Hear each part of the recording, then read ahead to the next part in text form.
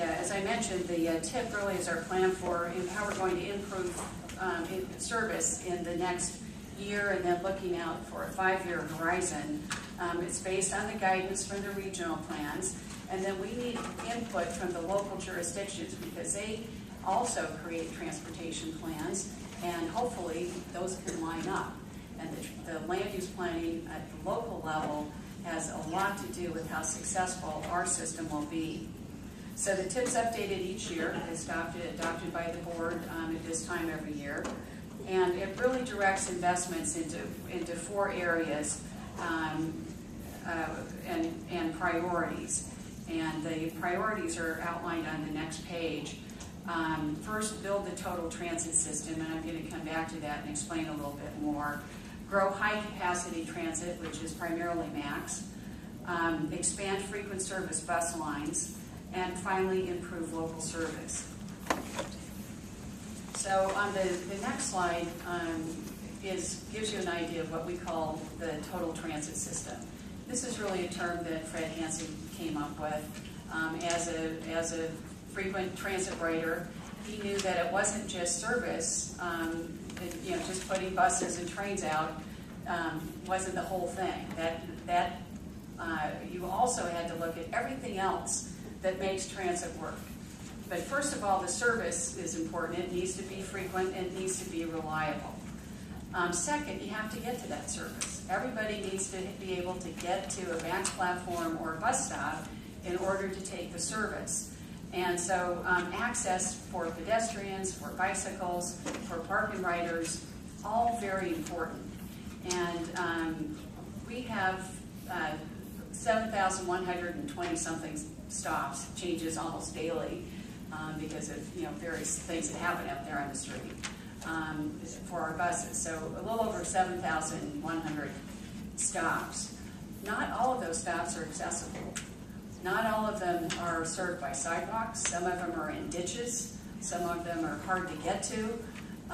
So as we look at how to improve our service and how to improve our ridership, that access to the stops becomes very important, because if you're an elderly or disabled person, you're going to have a very difficult time getting to some of the stops if they don't have adequate sidewalks. If you're riding a bike, you're going to have a difficult time getting to MAX platforms if we don't have safe routes to transit.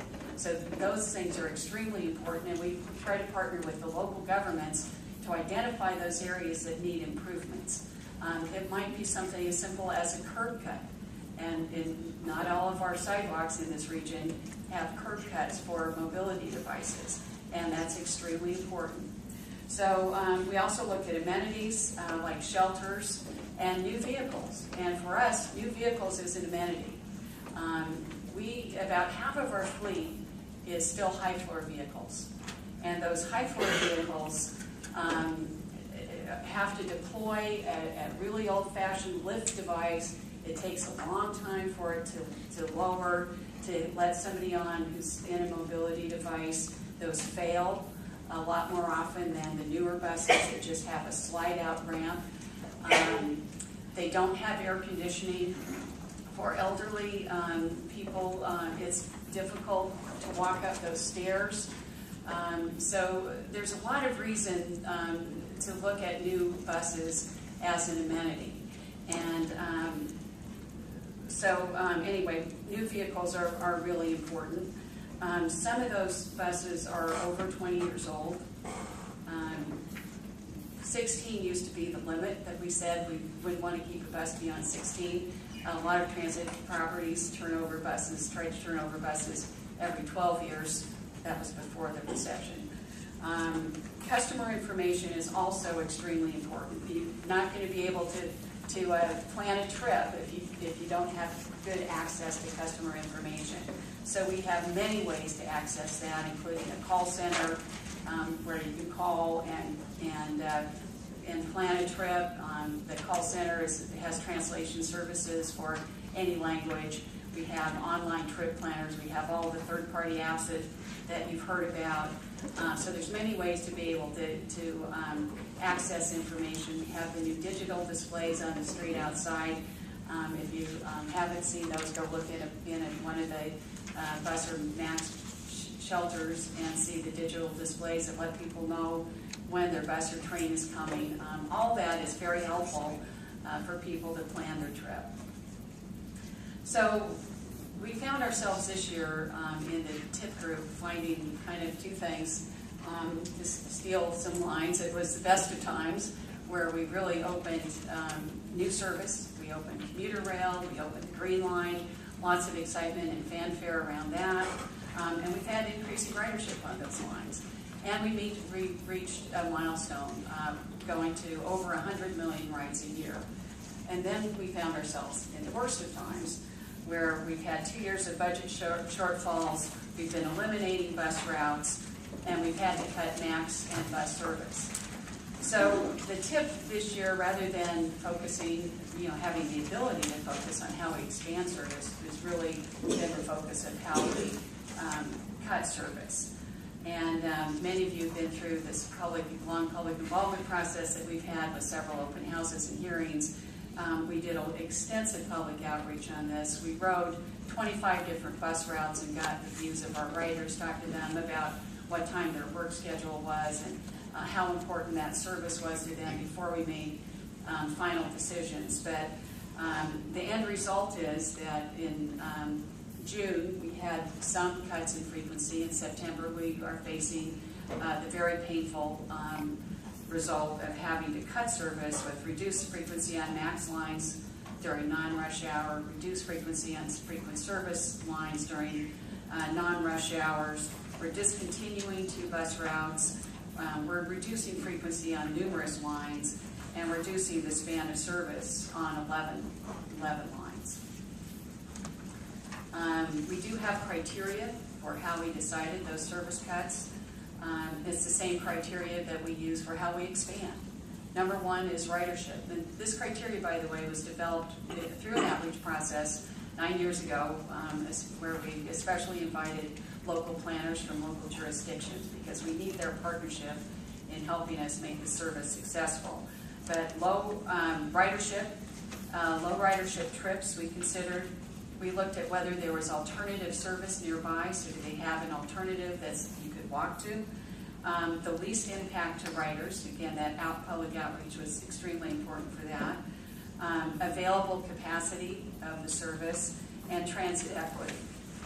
And I want to just mention transit equity because that's been a major factor of the TIP since we began it.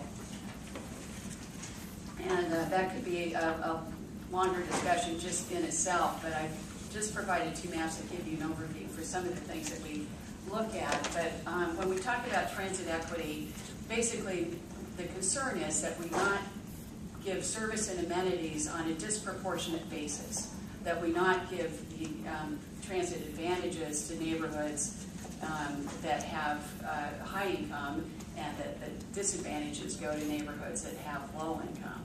We want to make sure that low income and minority neighborhoods are well served. And what we found is that when we look at ridership as the number 1 criteria, it matches up very nicely with that transit equity metric, because that's where we have the highest ridership from people that are transit dependent or trying to get around without their car. So it really has a direct correlation. But I've provided the map that we use in the TIP to look at minority population throughout our district and at income throughout our district. And I think you'll see from that with MAX and frequent service bus, we try to serve minority populations throughout our region with our highest quality service.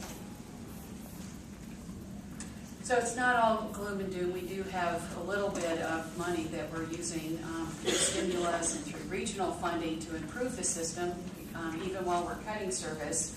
And as Neil mentioned, we're opening a high-capacity bike parking tomorrow. That's the first of 3 high-capacity bike parking facilities that we are paying for through stimulus money.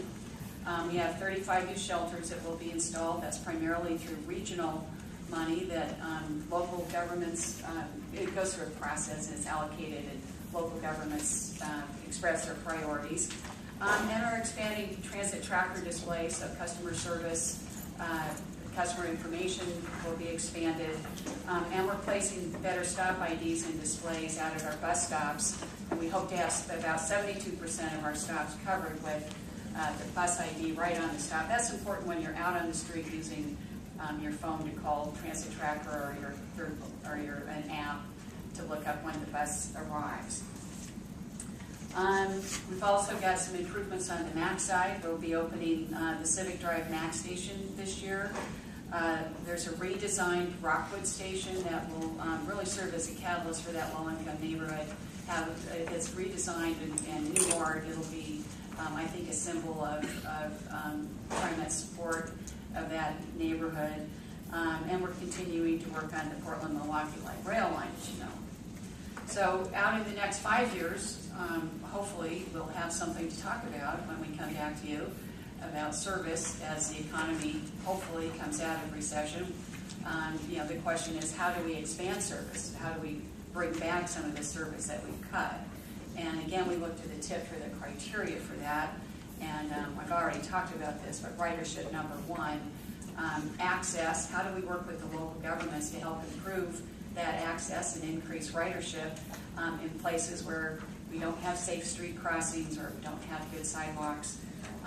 What's the land development opportunity? Again, working with local governments, can they support the increased transit through local land use planning and through development?